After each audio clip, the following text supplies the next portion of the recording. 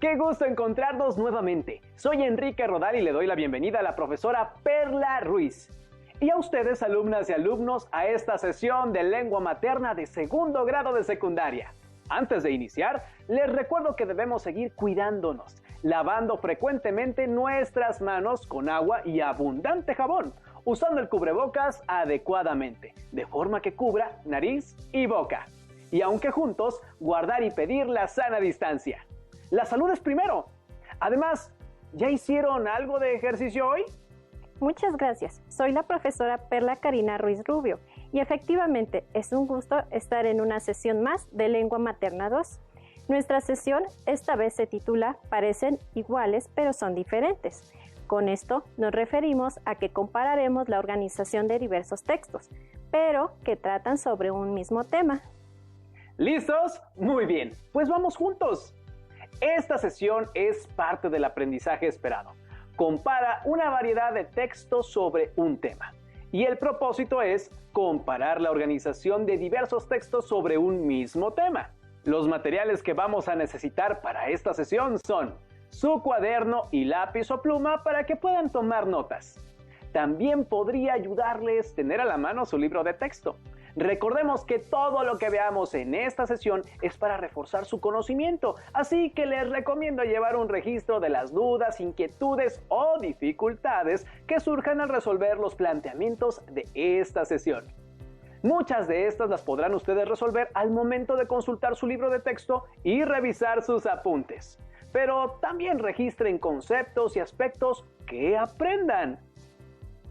Trabajaremos con los textos mexicas o aztecas, la conquista de Tenochtitlan y Tenochtitlan-Cae, relacionados con la asignatura de historia. Identificaremos la organización de información y compararemos similitudes y diferencias en la información que utilizan. Seguramente ustedes han leído revistas, periódicos, textos de libros de la escuela o de algún otro material de biblioteca que les han ayudado para investigar algún tema. Les invito a leer conmigo los ejemplos de los diferentes tipos de textos que hay para conocer cómo se explica y se organiza la información. Franz Kafka conoció a Melina Jessenska. Franz Kafka conoció a Melina Jessenska a principios de 1920. Entre ambos surgió una íntima relación amorosa, desbordante de un agitado deseo, que con el paso del tiempo se teñiría de esperanza. Fue sobre todo una pasión epistolar, cuyo fruto es una prolífica correspondencia, una verbena de frases y pensamientos que adquiere visos de narración épica entre el masoquismo y la humillación, la ternura y el temor, la entrega absoluta y el rechazo, la culpa y la desolación. Franz Kafka nació en Praga en 1883. Era el único hijo varón de un emprendedor hombre de negocios judío, cuyo carácter dominante le obsesionó, influyéndole en todos los ámbitos de la vida, desde su indecisión a la hora de contraer matrimonio hasta el contenido de su obra genial y atormentada. Franz Kafka es un autor austriaco, pionero en la fusión de elementos realistas y fantásticos. Tiene como temas principales la ansiedad, el existencialismo, la culpa. Una de sus obras más famosas es La Metamorfosis, el texto que hemos escuchado acerca de un poco de su vida. Tiene unas partes marcadas con ciertos colores. ¿Qué nos quiere mostrar con esto, profesora? Sí, el anterior texto se presenta con marcas de distintos colores, dado el propósito del análisis. Todo relato tiene una serie de reglas y de convenciones que permiten organizar la sucesión de los hechos, estructurar la historia, determinar por qué se cuenta algo, de qué modo y con qué fin. Acompáñenme a continuar la lectura. Kafka tuvo 3 hermanas que le inspiraron siempre en profundo cariño y con las que mantuvo una buena amistad. Estas, como gran parte de los amigos del escritor, fueron asesinadas en campos de concentración. La Gestapo destruyó archivos, hizo desaparecer legajos, manuscritos y documentos, además de prohibir la edición de su obra completa, que en aquel entonces estaba en marcha. Ello fue una de las devastadoras consecuencias del paso del nacionalismo por una de las ciudades más hermosas de Europa, Praga, donde el escritor pasó gran parte de su breve existencia. Como observaron, los textos continuos tienen ciertas características. Veamos algunas ideas generales. Tiene un tema central o asunto central. Es un texto narrativo. Identifica pronombres, conectores, frases o años que organizan la sucesión de hechos. Usa verbos en tiempo pasado. Hechos inscritos en un tiempo determinado. Tenemos aquí, con esta pequeña biografía de Franz Kafka, el ejemplo de un texto continuo. Ahora vamos a analizar un texto discontinuo. Como vemos en este cartel, utiliza imágenes, en ocasiones gráficas o mapas. También puede ser infografías. El orden de la lectura varía, orden no secuencial. Busca la interpretación y reflexión del lector.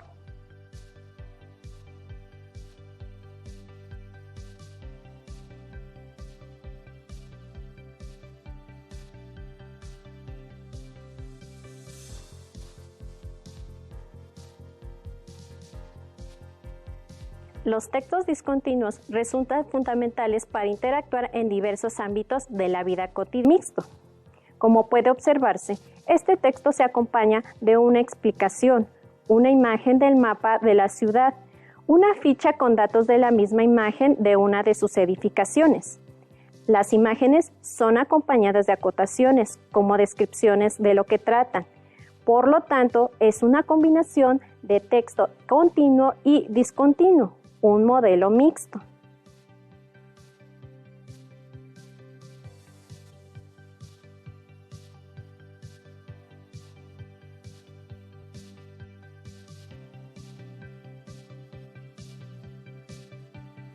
Lo que sucede en estos textos es que son una mezcla en que se conjugan imágenes, información acerca de una situación, gráficos o fichas de información, entre otras, que dan una unidad y cohesión a la finalidad del texto, que es en este caso hablar y mostrar de importancia histórica y arquitectónica de la zona centro de Morelia.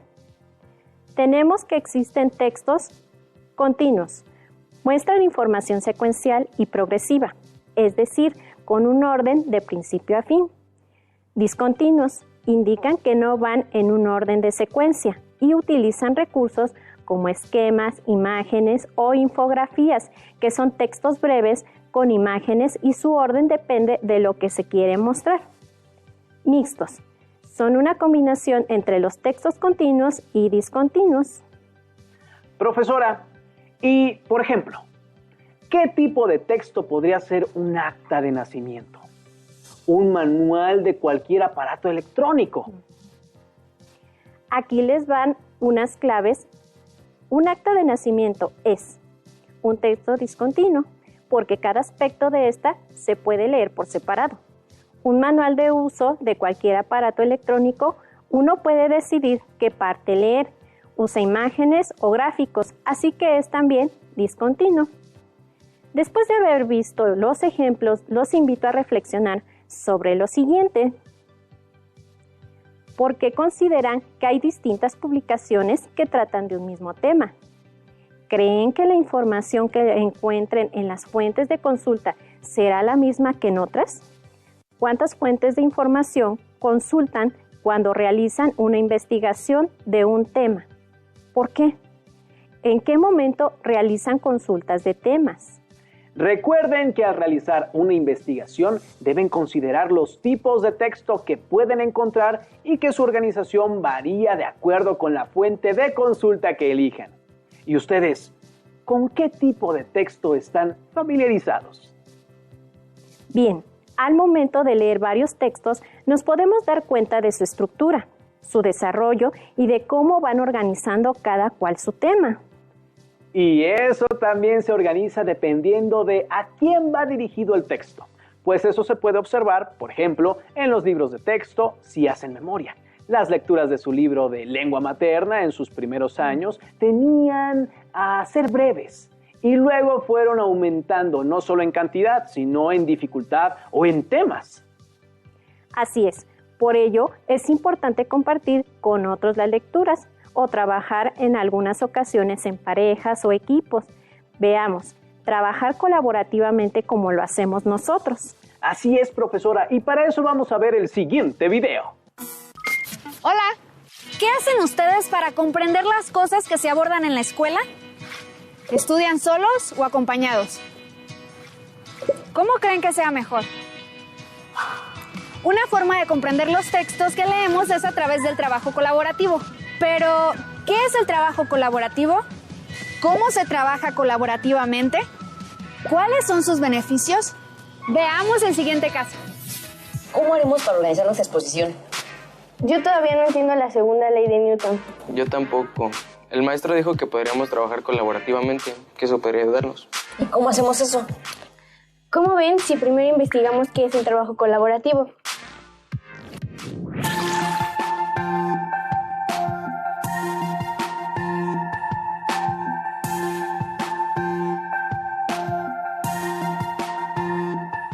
Miren, aquí dice que el trabajo colaborativo es un proceso en el que un individuo aprende más por la interacción entre los integrantes de un equipo que lo que aprendería por sí solo, ya que gracias a esta interacción logran diferenciar y contrastar sus puntos de vista, de manera que llegan a generar un aprendizaje colaborativo.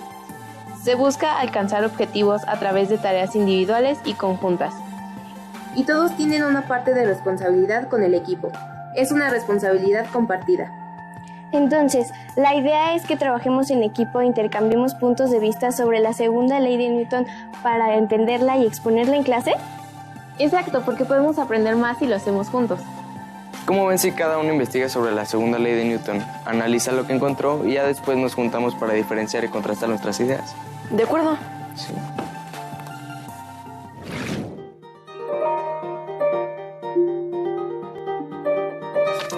Miren, la segunda ley de Newton dice, la aceleración de un objeto es proporcional a la fuerza que actúa sobre él e inversamente proporcional a su masa. Este libro explica por medio de un dibujo la segunda ley. Comprobémoslo. Si empujo este carrito que tiene 5 libros, tendrá cierta aceleración. Pero si lo empujo con mayor fuerza, aumentará su aceleración. Si se empuja con una fuerza constante y le vas agregando libros al carrito, su masa va aumentando y este se irá frenando. Pero en el súper yo empujo el carrito de manera constante y siempre mantengo la misma velocidad, aunque mis padres le carguen y carguen cosas. Seguramente lo que hay es ir aumentando la fuerza para que el carrito mantenga la misma velocidad. Pero hay que tener cuidado al exponer este tema, ya que en este libro explica que no es lo mismo velocidad que aceleración. Entonces, la segunda ley de Newton quiere decir que a mayor fuerza, mayor aceleración, y a mayor masa, menor aceleración. Exactamente.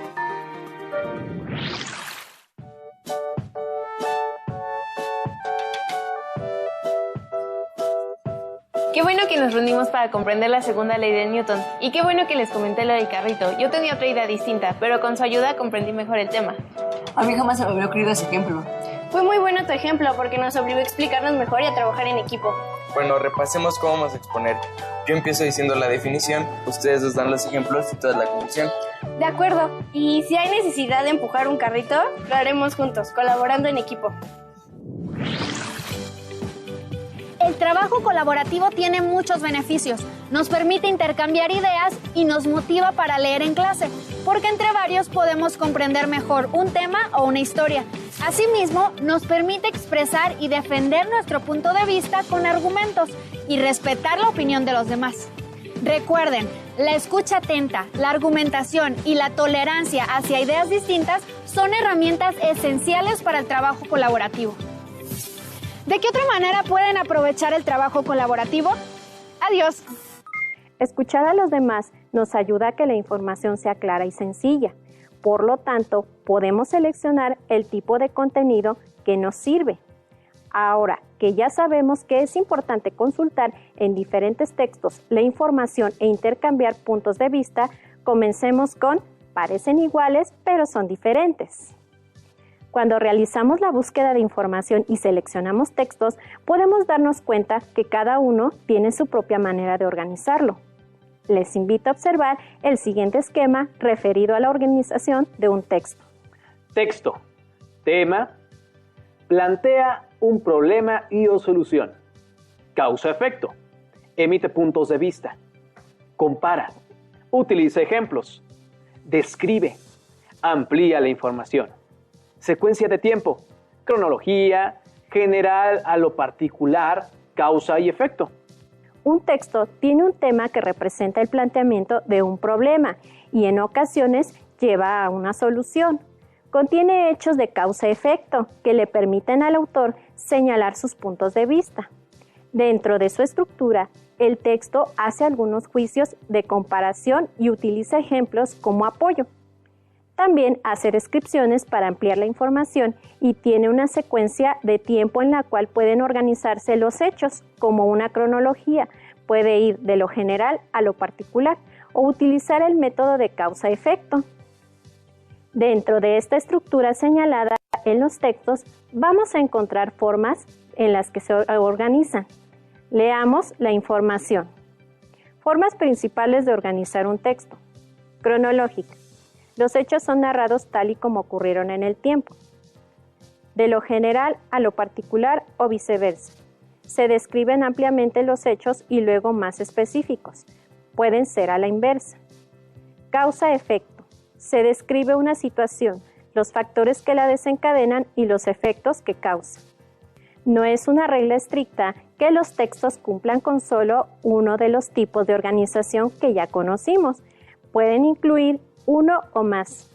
Para tener claras las diferencias al organizar cierta información, les presentaré dos textos. Les invito a que los leamos juntos. Mexicas o aztecas. El calpulli era la unidad social básica, compuesta por conjuntos de linajes o grupos de familias, así como de amigos y aliados. Cada linaje con tierras de cultivo aparte de las de carácter comunal. Los jefes de familia elegían a un encargado de la administración al que llamaban calpulec, el cual era asesorado por un consejo de ancianos llamado huehuetoque. Había un funcionario que ocupaba el lugar supremo entre todos los jefes políticos. Lo llamaban tlatoani o tlacaltecultli. La sociedad mexica estaba dividida en dos sectores: los pipiltin, que ocupaban puestos claves en la organización y con derecho a posesión territorial. Los macehualtin eran los que se encargaban del sustento, de actividades agrícolas o de caza y pesca combinadas con labores artesanales. Ahora observemos el siguiente esquema. Este texto se presenta con una organización de información que va de lo particular a lo general, ya que al inicio de la pirámide nos habla de las organizaciones pequeñas que van desde grupos de familias, de amigos y aliados. Después, en la parte del centro del esquema, están las funciones que cumple un jefe y en la parte final menciona los dos sectores sociales y las actividades generales de los mexicas. Además de saber más sobre la organización de la información, sigamos leyendo sobre nuestras culturas originarias. La conquista de Tenochtitlán. Los aztecas abandonaron su tierra de Aztlán, en el norte de México, y comienzan su viaje hacia el sur. La ciudad de Tenochtitlán se fundó. Se convirtió en la capital del Imperio Azteca. La ubicación fue escogida por los sacerdotes porque ellos vieron la señal predicha de un águila con una serpiente mientras estaba de pie sobre un nopal, cactus. El conquistador español, Hernán Cortés, llegó a Tenochtitlán. Los aztecas lo trataron como un huésped de honor, pero Cortés se hace prisionero de Moctezuma II. Los españoles comenzaron a reconstruir la ciudad de Tenochtitlán y se consideró la capital de la Nueva España. Ahora se llama Ciudad de México. Bien, ahora hagamos la recuperación de cierta información. ¿Qué tienen en común el texto 1 y el texto 2? En este segundo texto, ¿identificaste el tema? ¿En qué orden se encuentran los hechos?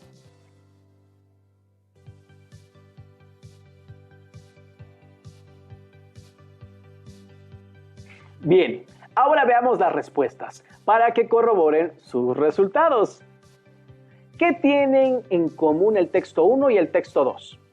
Tratan de los aztecas. En este segundo texto, ¿identificaste el tema? La conquista de Tenochtitlan.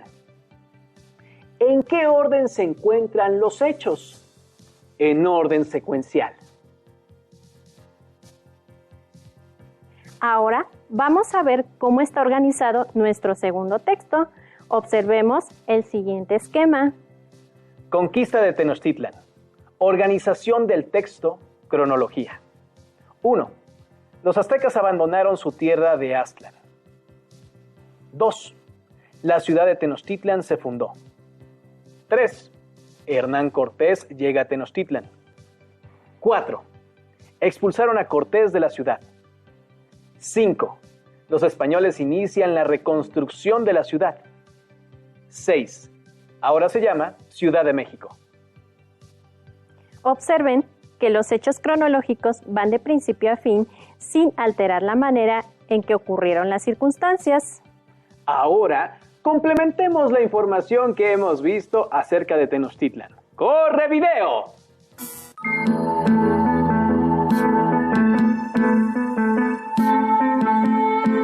Habían pasado meses de asombro y desconcierto en Tenochtitlan, la capital de los mexicas, con la inusitada presencia de Hernán Cortés y sus soldados, la llamada gente de Castilla. Meses de confusión y quebranto del orden milenario del mundo, de afrenta a los dioses protectores. Moctezuma Xocoyotzin, el Hueytlatoani, la suprema figura del poder, vivía ya como prisionero. Aquellos desconocidos a caballo no eran seres sobrenaturales, eran hombres armados con intención de tomar botín.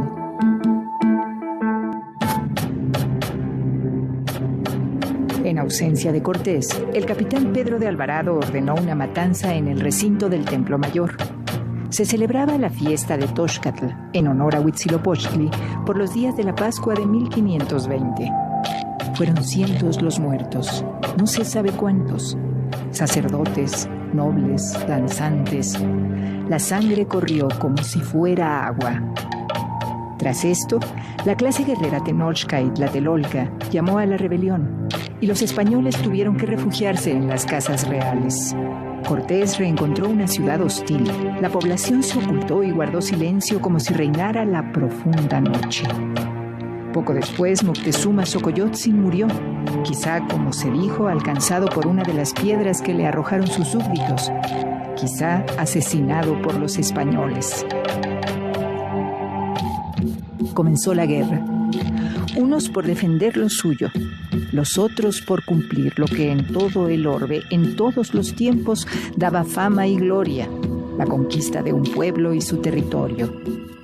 Los españoles fueron obligados a huir en una jornada nocturna de lluvia llamada Noche Triste, en que trataron de llevarse oro y riquezas, y los fueron perdiendo grotescamente en el agua de los canales junto con hombres y caballos. A la cabeza de los mexicas se puso primero a Cuitláhuac, señor de Iztapalapa, pero murió víctima de la epidemia. Luego fue elegido Hueytlatoani Cuauhtémoc Tlacatecutli, joven señor de Tlatelolco. Les llevó a los españoles un tiempo prepararse para tomar la ciudad lacustre. Construyeron bergantines que penetraran por los canales. Los mexicas buscaron inútilmente el socorro de otros señoríos, enemigos tradicionales, pero quedaron solos en la isla, esperando dentro, a unas sabiendas de que además de unos 800 españoles, además de los caballos y la pólvora, también llegarían más de 20,000 aliados indígenas. El asedio a Tenochtitlan y Tlatelolco duró unos 75 días, y los tlatelolcas les hicieron resistencia allí, en Soquiapan, desde sus barcas. Hambre y horror, estruendo de gritos, tambores y fuego. El hedor de los cadáveres se hizo insoportable. Cuauhtémoc fue tomado prisionero en una canoa. Hernán Cortés escribió al rey de España: y así preso este señor, cesó la guerra a la cual plació a Dios nuestro Señor dar conclusión martes, día de San Hipólito, que fue 13 de agosto de 1521 años. Este video nos ha presentado una serie de hechos que nos indican causas y consecuencias que se vivieron durante el proceso sencilla para organizar el contenido de causa-consecuencia de un texto identificando causas y consecuencias. Tomamos como referencia la información del video y usemos este cuadro. Causa: llegó Hernán Cortés y sus soldados a Tenochtitlan. Consecuencia: Moctezuma fue hecho prisionero. Causa: hubo una matanza en el recinto del Templo Mayor. Consecuencia: la clase Tenochca y Tlatelolca llamó a una rebelión contra los españoles, y así sucesivamente. Claro, esta es una forma clara de cómo se puede identificar la organización de cualquier texto. Nos queda este cuadro como una útil herramienta. ¡Hemos terminado! Recuerden que trabajamos el aprendizaje esperado. Compara una variedad de textos sobre un tema, con el propósito de comparar la organización de diversos textos sobre un mismo tema. Recuerden que pueden consultar libros en la biblioteca escolar cuando regresen a clases y de allí pueden realizar una investigación o hacer una búsqueda en Internet. Leer e investigar puede ser un reto divertido. Jamás se queden con dudas. Tienen una maravillosa oportunidad de ampliar su conocimiento. Comparen la información y analicen la organización de los textos que elijan. Pueden elaborar apuntes o esquemas que sean de apoyo. No olviden que lo visto en esta sesión pueden consultarlo en su libro de texto. Gracias por compartir con nosotros esta sesión de Lengua Materna 2. Hemos aprendido algo nuevo juntos. Hasta la próxima.